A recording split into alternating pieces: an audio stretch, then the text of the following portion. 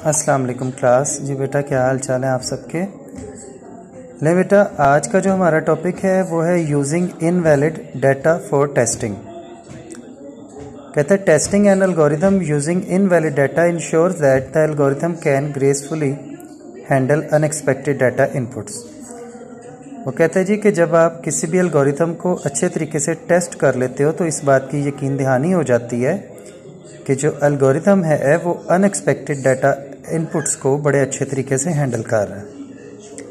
If an algorithm requires your age, इसकी मिसाल है कि अगर आपने एक ऐसा एल्गोरिथम बनाया है जो रिक्वायर करता है कि आपकी एज नंबर ऑफ डेज में क्या होगी, यानी आपकी उम्र दिनों में बतानी है, सालों में नहीं बतानी। You give data of birth as input, तो आप अपनी बर्थ का डाटा यानी कि आप किस दिन पैदा हुए हैं वो डाटा आपको देना पड़ेगा as input. Then the algorithm may not work properly. इसमें यह है कि आप अगर अपनी उम्र को डेज की सूरत में लेना चाहते हो तो आपको सिर्फ अपनी डेट ऑफ बर्थ नहीं देनी, बल्कि डेट ऑफ बर्थ से लेकर अब तक, यानी जिस दिन आपने उसको काउंट करना है उस दिन की डेट तक आपको सारी इनपुट देनी पड़ेगी। अदरवाइज आपका जो सोल्यूशन है वो प्रॉपर नहीं आएगा। वो कह रहे हैं the purpose of testing using invalid test data is to detect such situations.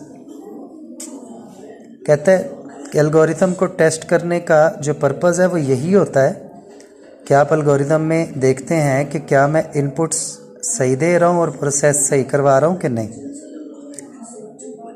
In this case error messages are shown as output.